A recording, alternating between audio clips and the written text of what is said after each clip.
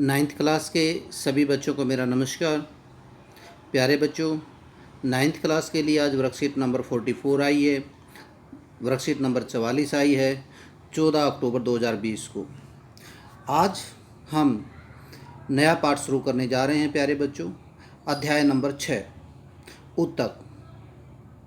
और उत्तक में आज जो हमारा मुख्य टॉपिक रहेगा वो उत्तक का एक प्रकार रहेगा जो विभज्योतक उत्तक है।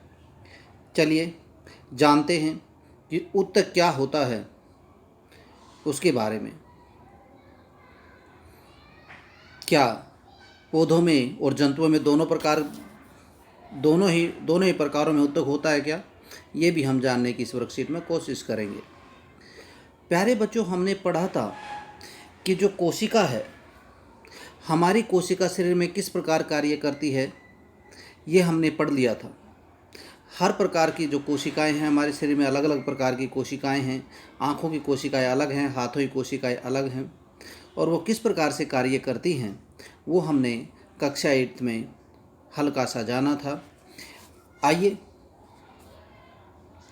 हमारे शरीर में और पादपों के शरीर में किस प्रकार से कोशिकाएं कार्य करती हैं, किस प्रकार झुंड के रूप में कार्य करती हैं, वो उत्तक से रिलेटेड है। उत्तक के बारे में हम यानी कोशिकाओं का समूह कैसे कार्य करता है, यानी उत्तक कैसे कार्य करते हैं, यहाँ जानने की हम कोशिश करेंगे।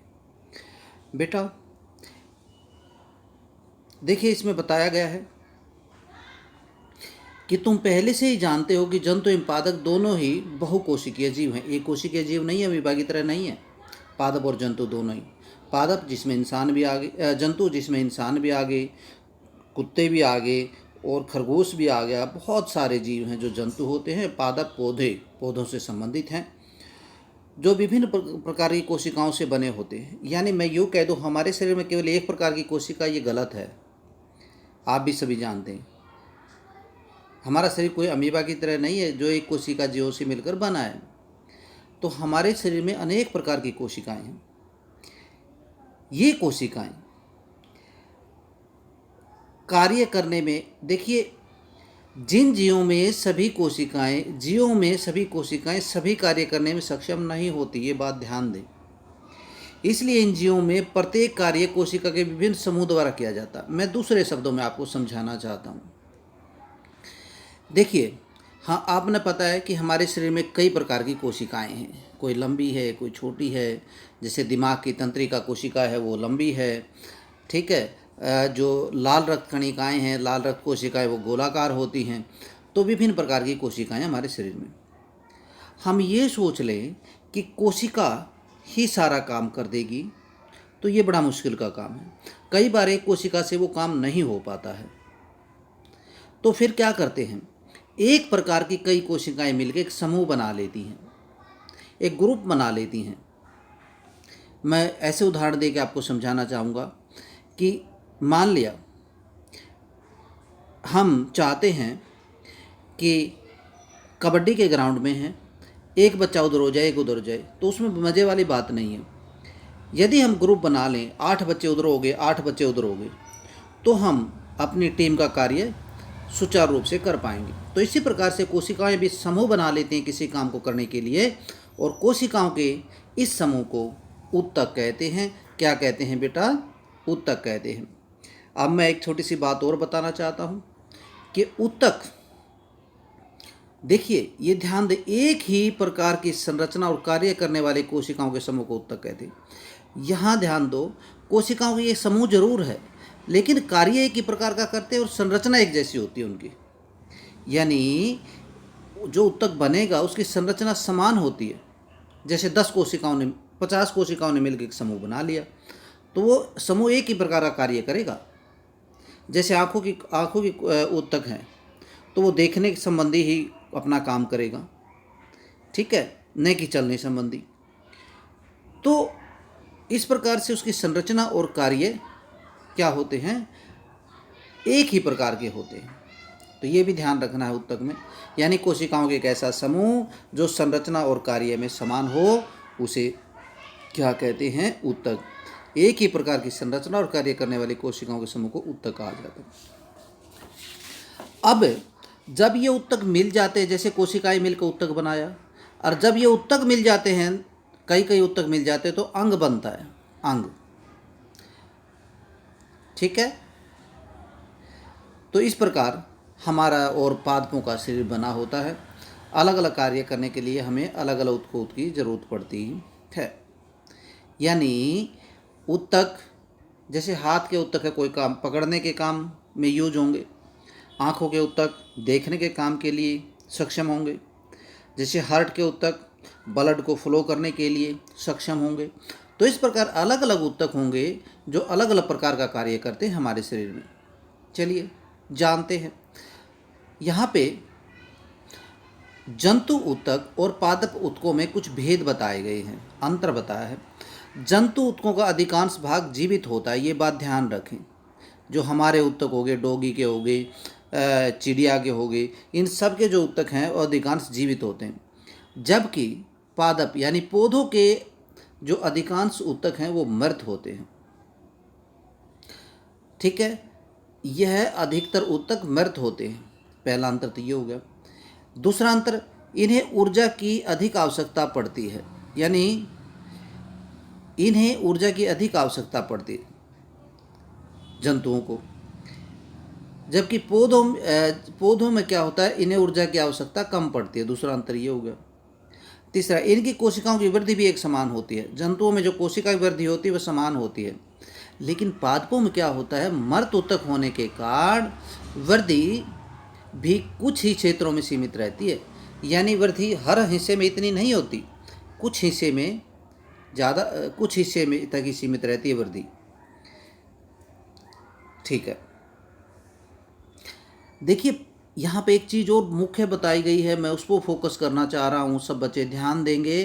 पौधे में कुछ उत्तक जीवन भर विभाजित होते रहते हैं। यानी ऐसे उत्तक जो विभाजित होते रहते हैं उन्हें विभजोतक उत्तक कहते हैं। जो बढ़ते रहते हैं, टूटते रहते हैं, विभाजित होकर दूसरे उत्तक बन जाते हैं, तो उन्हें क्या कहते हैं, विभजोतक उत्तक कहते हैं। तो पादपों में बच्चों दो प्रकार के उत्तक पाए जाते हैं जो हम अध्ययन करेंगे। एक तो विभजोतक उत्तक और दूसरा स्थायी उत्तक। आज हम केवल विभजोतक उत्तक के बारे में ही जानकारी लेंगे। देखिए विभजोतक उत्तक क्या होता है पादपों में। पादपों की वृद्धि कुछ निश्चित भागों से ही होती है। अभी आपने ऊपर पढ़ा था, ये निश्चित भागों से ही होती है। ऐसा विभाजित होने वाले उत्तकों के कारण होती है, यानी जो उत्तक विभाजित होते हैं उनके कारण ही ऐसा होता है। इस प्रकार के उत्तकों को विभजोतक उत्तक कहा जाता है। विभजोतक उत्तक तीन प्रकार के होते हैं। कई बार क्वेश्चन पूछा जाता है, विभजोतक उत्तक की परिभाषा लिखिए और इसके प्रकार लिखिए, ऐसे भी क्वेश्चन आ जाता है। या स्पेशल आ जाए कि इस उत्तक शिरस्थ, जैसे पहला है शिरस्थ विभजोतक उत्तक के बारे में आप क्या जानते हैं, यह पौधे के किस भाग से संबंधित है, इस तरह का क्वेश्चन आ जाता है। तो जो शिरस्थ विभजोतक उत्तक है, आपने इस चित्र में यहाँ नज़र आ रहा है, शिरस्थ में शिखर पे, ये उत्तक पौधे के जड़ में पाया जाता है तो, और तने के वृद्धि वाले भागों में विद्यमान रहता है। ठीक है, एक तो तने के, एक तो जड़ में पाया जाता है, ये यहाँ जो जड़ें होती हैं, एक तो जड़े में पाया जाता है और वृद्धि वाले भाग में विद्यमान रहता है। तने का जो वृद्धि वाला भाग है ये ऊपर होता है, ये ऊपर की ओर वृद्धि करता है ये तने का भाग, और जड़ों के जो वृद्धि वाले हिस्से हैं यहाँ पे पाया जाता है शिरस्थ विभजोतक उत्तक। शिरस्थ का मतलब है सिरों पर। ठीक है, वृद्धि वाला ये हिस्सा है और जड़ों का वृद्धि वाला ये हिस्सा है। इन हिस्सों में ये शिरस्थ उत्तक पाया जाता है। पादपों की लंबाई में वृद्धि करता है, इसका काम है पादपों की लंबाई में वृद्धि करना, जड़ तथा तने में वृद्धि करना। ठीक है, जड़ तथा तने के वृद्धि वाले भागों में ये पाया जाता है और पादपों में लंबाई में वृद्धि करना है, तो इसका काम जड़ तथा तने में पाया जाता है। यानी जड़ का जो भाग बढ़ रहा है उसमें, और तने का जो भाग बढ़ रहा है यानी परो ऊपर, इसमें पाया जाता है ये। ठीक है बच्चों। इसके बाद दूसरा आता है अंतर्विष्ट विभजोतक उत्तक। यह पत्तियों के आकार व टहनियों के परव के दोनों ओर उपस्थित होता है। किस में बताया ये है, हाँ ध्यान दें, यह पत्तियों के आकार व टहनी के परव के दोनों ओर उपस्थित होता है। पत्तियों के आकार, अब ध्यान दो, अंतर्विष्ट विभजोतक ऊतक आपको यहाँ नजर आ रहा है, अंतर्विष्ट विभजोतक ऊतक, ये वाला अंतर्विष्ट विभजोतक ऊतक, ये देखो यहाँ आपको नजर आ रहा है,